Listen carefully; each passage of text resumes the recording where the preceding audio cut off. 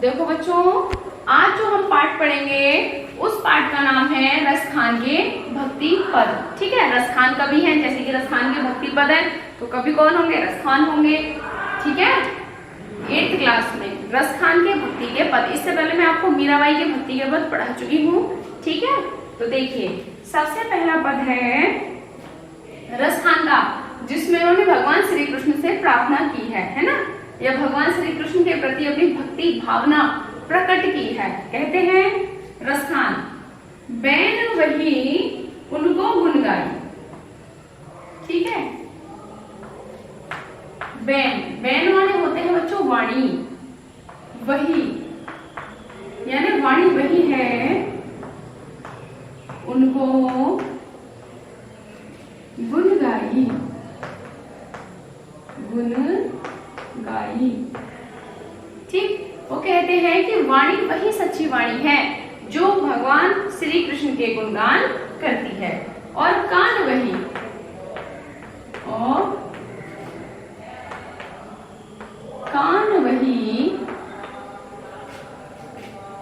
उन बैन सो सानी, उन बैन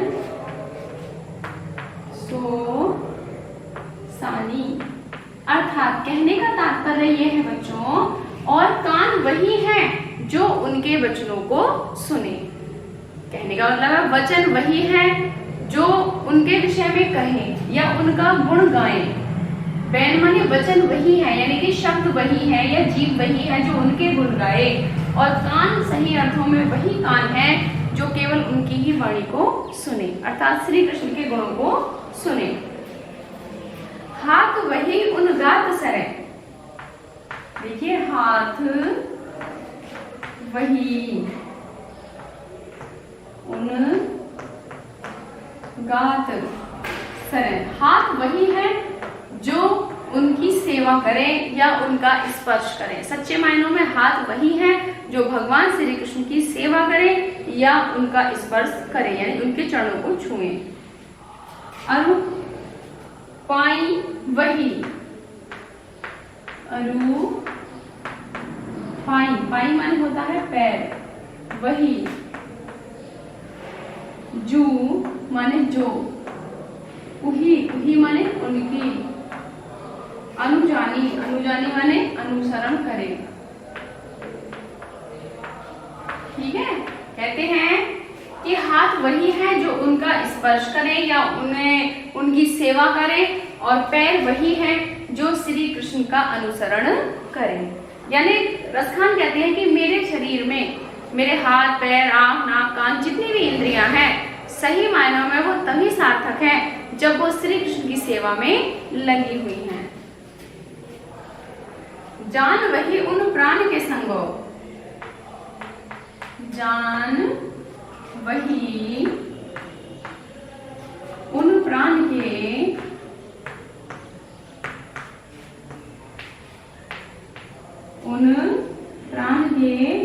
संग ओ मान वही जो करे मन मानी, करे मन मानी। कहने का तात्पर्य है कि जान वही उन प्राण के संग। कहते हैं कि प्राण वही है, जान माने भी प्राण होता है, प्राण भी प्राण होता है, कि जो उनसे जुड़े हुए हो। प्राण वही सच्चे अर्थों में मेरे प्राण हैं जो भगवान श्री कृष्ण के साथ जुड़े हुए हों, और मेरा सम्मान वही है जो भगवान श्री कृष्ण का सम्मान कर सके। अर्थात मेरा मान भगवान का मान है और भगवान का मान ही मेरा मान है। तो मेरे प्राण भी सच्चे अर्थों में वही प्राण हैं जो ईश्वर से जुड़े हो, और मेरा सम्मान भी वही सम्मान है जो भगवान के साथ, श्री कृष्ण के साथ जुड़ा हुआ हो। आगे देखिए, क्यों रसखान वही रसखानी है। इसी प्रकार, क्यों माने इसी प्रकार, रसखान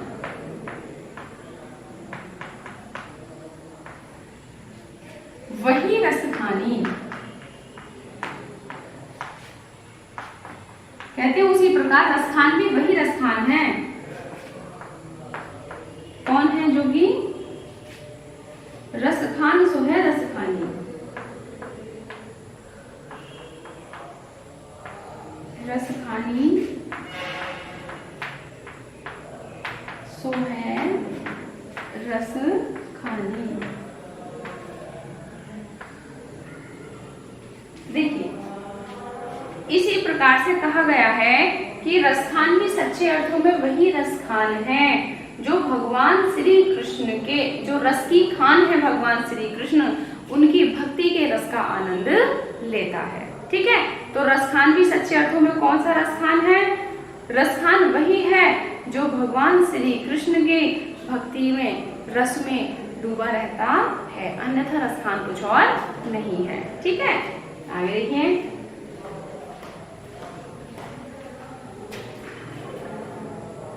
एक बार फिर से समझा रही हूँ, ध्यान से समझ लीजिएगा, इसके बाद में इनका अगला पद पढ़ाऊंगी। वैन वही उनको गुण गाई। रसखान कहते हैं वाणी, वही सच्चे अर्थों में वाणी है जो भगवान श्री कृष्ण के गुणों का गान करती है। और कान वही उन वैन सुसानी, और सही अर्थों में कान वही है जो भगवान श्री कृष्ण की गाथाओं को सुने। हाथ वही उन गात सरा, सच्चे अर्थों में हाथ वही है जो भगवान श्री कृष्ण की सेवा करे या स्पर्श करे। और पाए वही जो उन्हें अनुजानी, और पांव सच्चे अर्थों में वह पांव है जो भगवान श्री कृष्ण के बताए मार्ग का अनुसरण करें। जान वही उन प्राण के संग, मान वही जो करे मनमानी, सच्चे अर्थों में मेरे प्राण वही प्राण है जो भगवान श्री कृष्ण से जुड़े हुए हों, और सम्मान मेरा वही है जो भगवान श्री कृष्ण के सम्मान के साथ जुड़ा हो। त्यों रसखान वही रसखानी, कहते हैं उसी प्रकार से रसखान भी वही रसखान है जो भगवान श्री कृष्ण रस के खान है, उनकी भक्ति के रस में डूबा हुआ रहता है। ठीक है, तो भगवान श्री कृष्ण की भक्ति से जो अलग है वो रसखान नहीं है, ऐसा उन्होंने कहा है। ठीक है, तो ये आपकी समझ में आ गया होगा बेटे। अब मैं पढ़ाती हूँ आपको अगला पद।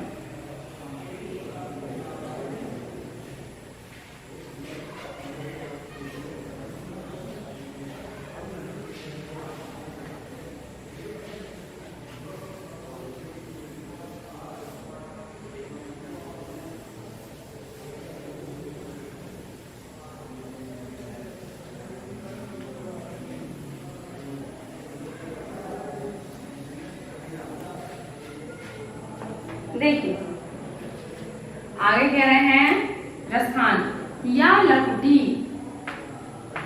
या लकुटी। लकुटी माने होती है बेटे लाठी। ठीक है, जो भगवान श्री कृष्ण लेकर चलते थे। अरु कामरिया, अरु माने और, कामरिया, कामरिया माने होता है कंबल।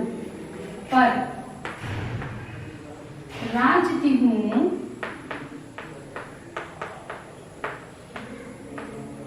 तिहु माने तीन, पुर माने लोग, हो तजीरारो,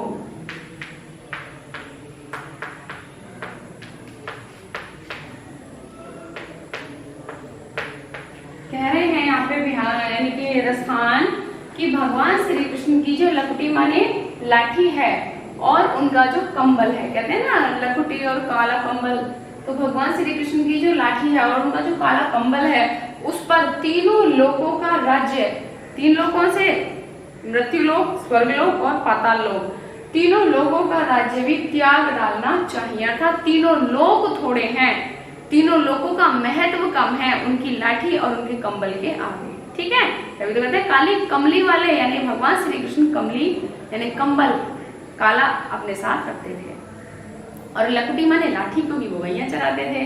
तो कहते हैं भगवान की जो वस्तुएं हैं लाठी और कंबल, उन पर तो तीनों लोगों का राज्य जो है निछावर कर देना चाहिए या त्याग देना चाहिए। आठों सिद्धि,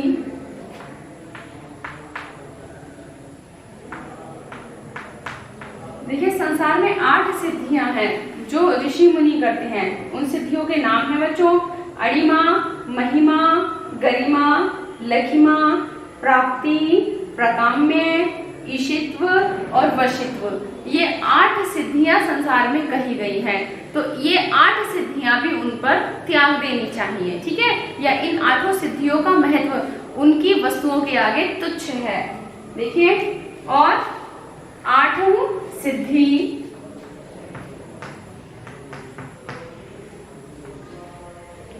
नवहु निधि, नवहु निधि यानी संसार में 9 निधियां हैं, 9 प्रकार के खजाने हैं। निधि माने खजाने। 9 प्रकार के खजाने कौन कौन से हैं बच्चों?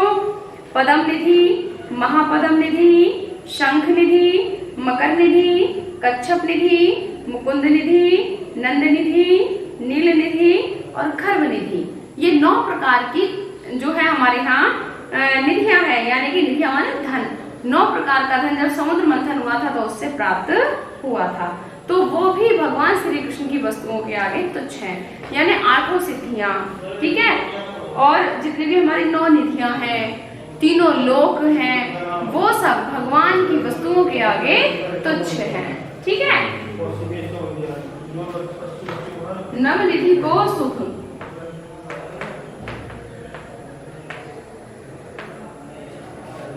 नंद की गाय चराई विसारो, नंद की गाय चराई विसारो। देखिए, कह सकते हैं हम इस प्रकार से भी इस बात को कि भगवान श्री कृष्ण ने अपने कंबल और अपनी लकड़ी के लिए तीनों लोकों का राज्य त्याग लिया था। तो स्वर्ग और सब सारे राज्य त्याग करके धरती पे ग्वाले के रूप में उन्होंने जन्म लिया, है ना। और 8 सिद्धियां, 9 निधियां, सारे सुख छोटे हैं और उन्हें कौन सा सुख बड़ा है? नंद की गाय चराने का सुख उनके लिए सबसे बड़ा है। तो नंद की गाय चराने का सुख प्राप्त करने के लिए उन्होंने तीनों लोक त्याग दिए, 8 सिद्धियां त्याग दी, कहने का मतलब है, और 9 निधियों का सुख भी उसके आगे तुच्छ प्रतीत होता है। रसखान कहो इन आँखन सो। अब रसखान कहते हैं, रसखानी कहो इन आँखिन सो।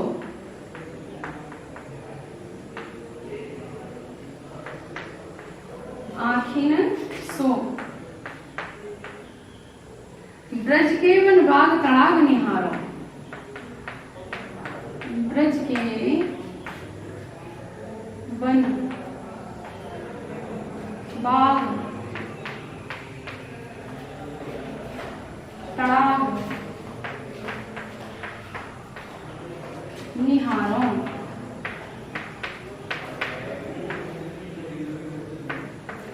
देखिए, रसखान कहते हैं कि जिस ब्रज में आने के लिए ईश्वर ने सब कुछ त्याग दिया, न जाने वो कौन सा दिन होगा कि मैं अपनी इन आंखों से ब्रज के वो बाग, वो बगीचे, वो तालाब, उन सबके दर्शन करूंगा, ठीक है। कौटिक हो कल धौत के धाम, कौटिक हो माने मैं, कल धौत माने होता है स्वर्ण, कल धौत के धाम,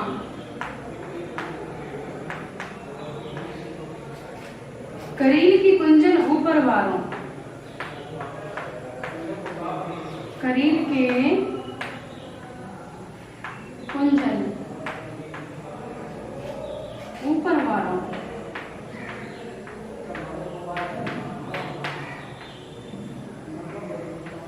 रसखान कहते हैं कि कितने ही कलधौत माने सोने के, कोटिक माने करोड़ों, हो माने मैं, धाम माने स्थान, कि मैं, हो माने मैं, करोड़ों सोने के धामों को भी या स्थानों को भी करील के कुंजों पर न्यौछावर करता हूँ। यानी कि सोने के धाम भी इतने महान नहीं है, सोने के जो स्थान है वो भी इतने महान नहीं है जितनी महान करील की कुंजें हैं, क्योंकि वहां श्री कृष्ण भ्रमण किया करते हैं। तो जो ब्रज में कुंज गलियां हैं उन पर तो मैं सोने के लोगों को भी न्यौछावर कर सकता हूँ, और एक लोग नहीं, कोटिक माने करोड़ों सोने के लोगों को मैं न्यौछावर कर सकता हूँ करील के कुंजों पर, ठीक है। तो भगवान श्री कृष्ण से संबंधित जितनी भी वस्तुएं हैं वो रसखान की नजर में संसार की बड़ी बड़ी चीजों से भी श्रेष्ठ है, ठीक है बेटे। तो ये आपके समझ में आ गया होगा। इसी प्रकार से इसका हिंदी अर्थ आपको लिखना है, और ये जो है 2 ही पद इनके थे। अब हम देख लेते हैं रसखान की जीवनी के विषय में थोड़ा सा, ठीक है, क्योंकि रसखान ऐसे आपको हाई स्कूल में भी पढ़ने होंगे और आगे भी आपको पढ़ने ही होंगे, ठीक है। महत्वपूर्ण कवि हैं हमारे ब्रजभाषा के भक्ति काल के। ठीक है, चलिए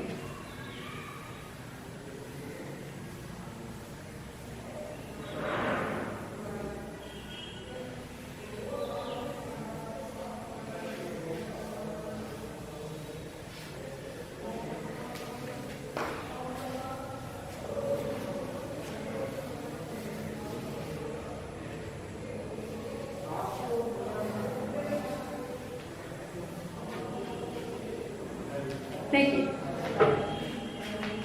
रसखान की जीवनी के विषय में अब हम जान लेते हैं। रसखान कृष्ण भक्ति के प्रसिद्ध कवि हैं। ऐसे ही लिखेंगे आप जीवनी। ठीक है, रसखान कृष्ण भक्ति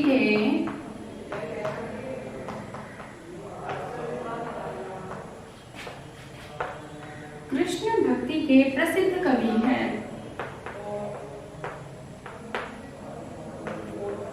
प्रसिद्ध कवि हैं। इनका नाम सैयद इब्राहिम था। बचपन में इनका नाम था या असली इनका जो नाम था, इनका नाम सैयद इब्राहिम था।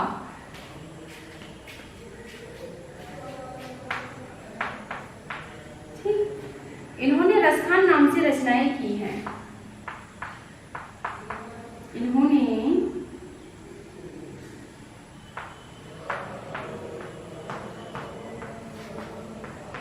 रसखान नाम से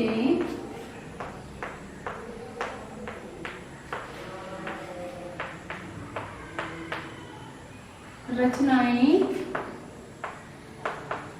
की हैं। इनकी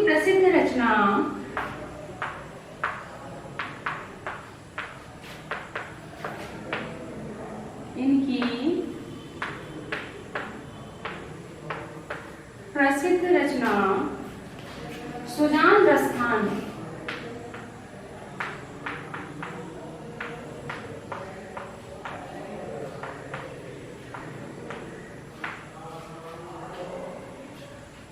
और प्रेम वाटिका है। और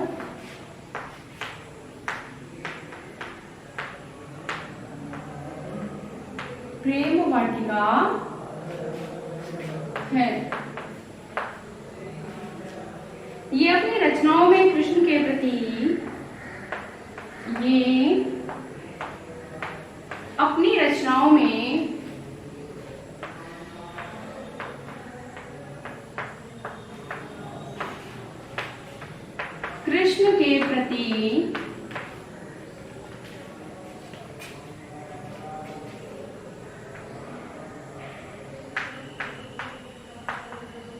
कृष्ण के प्रति प्रेम की तन्मयता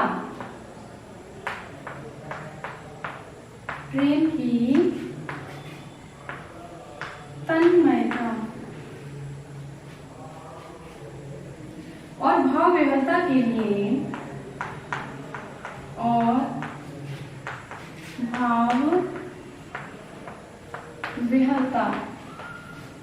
लिए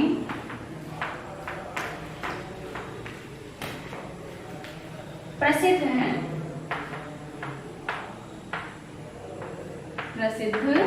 हैं।